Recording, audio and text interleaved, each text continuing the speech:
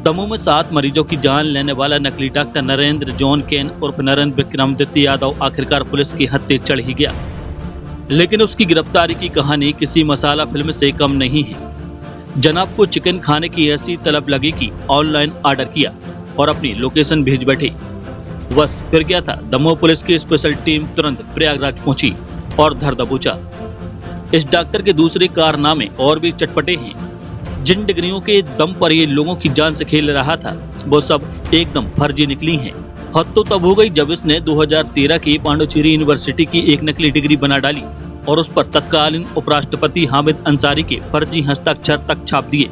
7 मौतों के मामले में पुलिस अधीक्षक सुकृति सोमवंशी ने बताया कि दस्तावेजों की जांच चला रही है और अगर ये नकली निकले तो इस डॉक्टर पर और भी केस ठोकेंगे। मिशन अस्पताल के मामले में एसपी का कहना है कि जांच जारी है, जो भी दोषी पाया जाएगा उसे बख्शा नहीं जाएगा। ये घटना चिकित्सा जगत में फैले ऐसे धोखेबाजों की पोल खोलती है जो चंद पैसों के लिए लोगों की जिंदगी से खिलवाड़ करते हैं। अब देखना यह है कि पुलिस की जांच में और कितने चौंकाने वाले खुलासे होते हैं और इस गोरख धंधे में कौन कौन शामिल है।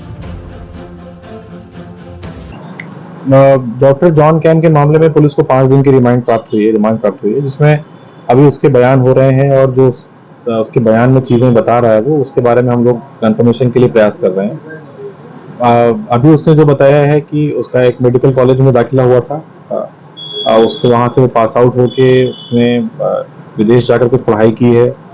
उसके कुछ सर्टिफिकेट्स उसने उपलब्ध कराए हैं जिनको हम अभी कंफर्म कर रहे हैं, लेकिन साथ में ही उसने यहाँ पर जो एमडी और डीएम कार्डियोलॉजी किया है उसके फर्जी दस्तावेज तैयार किए हुए हैं और वो उसको स्वीकार भी कर रहा है अभी फिलहाल।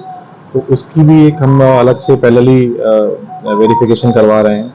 इसके अलावा और भी बहुत सारे तथ्य हैं कि वापस आने के बाद वो यहाँ कहाँ उसने काम किया है, यहाँ पर काम करने के लिए उसके पास पात्रता योग्यता है कि नहीं है।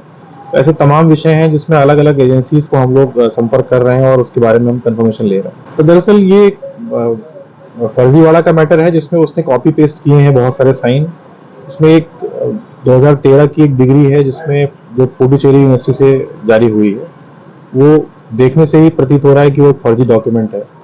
और उस समय वहाँ उसमें जो चांसलर के रूप में उपराष्ट्रपति पदनियुक्त होते हैं, उनका साइन उस समय डॉक्टर हामिद अंसारी की तरफ से होना चाहिए था, पर वो किसी और का साइन प्रतीत हो रहा है, ऐसा लग रहा है। तो ऐसा भी ऐसे बहुत सारे एविडेंसेस हैं जो उसके फर्जीवाड़े में उसके दिखाई दे रहे हैं। बहुत सारे डॉक्यूमेंट्स हैं, उसमें फॉन्ट मिस्टेक है, पेपर की क्वालिटी है, पेपर का कलर है। तो वो ओवरऑल कंफर्मेशन तो मिल गया है कि ये उसने बहुत सारी डिग्रीज फर्जी बनाई हैं।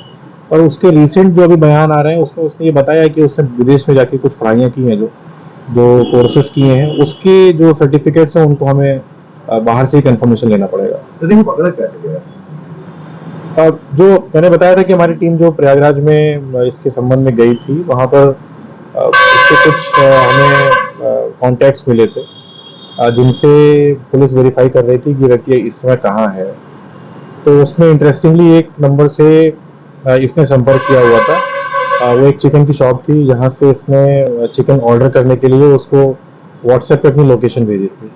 तो वो लोकेशन हमें वहाँ से मिली कि ये इसका अभी फिलहाल ठिकाना कहाँ पर है, और वो उसको ट्रैक करते हुए हम लोग इसके घर पे पहुंचे थे जहाँ से इसको हमने पकड़ा। दरअसल अभी हमारे डोमेन में ये इन्फॉर्मेशन जो आई है वो दस्तावेजों के फोर्जरी और चीटिंग के संबंध में है। जो 7 मौतें हुई हैं उसके लिए जो सीएमएचओ और जबलपुर मेडिकल कॉलेज की जो पैनल है उसकी रिपोर्ट का इंतजार है, क्योंकि वो एक एक्सपर्ट रिपोर्ट के बेसिस पे ही हम डिसाइड कर पाएंगे कि मेडिकल नेग्लिजेंस है कि नहीं है, जो प्रोसेस फॉलो किए गए उसमें कोई कमी तो नहीं है। इसके बाद ये जो डॉक्टर है, अगर ये इतने कॉम्प्लेक्स ऑपरेशन करने के लिए सक्षम है नहीं है, ऑथराइज है कि नहीं है, वो इससे तय होगा कि ये जो इसने कॉलेज की डिग्री प्राप्त की है बाहर से वो सही है कि गलत है। तो नो डाउट कि अभी एक बहुत लंबा प्रोसेस है जिसको कंप्लीट करना पड़ेगा। तो उसके बाद ही ये तय हो पाएगा कि ये नेग्लिजेंस में आ रहा है कि नहीं आ रहा है। नो डाउट कि अस्पताल प्रबंधन की भी जिम्मेदारी तय की जाएगी इसमें। उसके संबंध में भी मैंने सीएमओ से पत्राचार किया हुआ है कि जो गवर्निंग बॉडी है और जो एडमिनिस्ट्रेटिव बॉडी है उसमें से किन लोगों पर हम इसमें जिम्मेदारी तय करेंगे, जो हॉस्पिटल की डे टू डे बेसिस पर और ओवरऑल रिस्पॉन्सिबिलिटी के लिए इसमें जिम्मेदार तय किए जाएं। तो उसमें सीएमओ से पत्राचार हुआ है बट वो भी अभी एक सब्जेक्टिव मैटर है, उसमें उनकी रिपोर्ट आना बाकी है, उस हिसाब से हमारी कार्रवाई करेंगे। साइबर सेल की भी भूमिका रहेगी। बिल्कुल, साइबर सेल ने इसमें बहुत शानदार काम किया था और बहुत कम समय में उन्होंने इसको ट्रैक करने का काम किया है और जो टीम हमारी प्रयागराज गई थी उन्होंने भी बहुत ही अच्छे तरीके से बिना किसी विवाद के लोकल पुलिस की हेल्प से उसको पकड़ा है।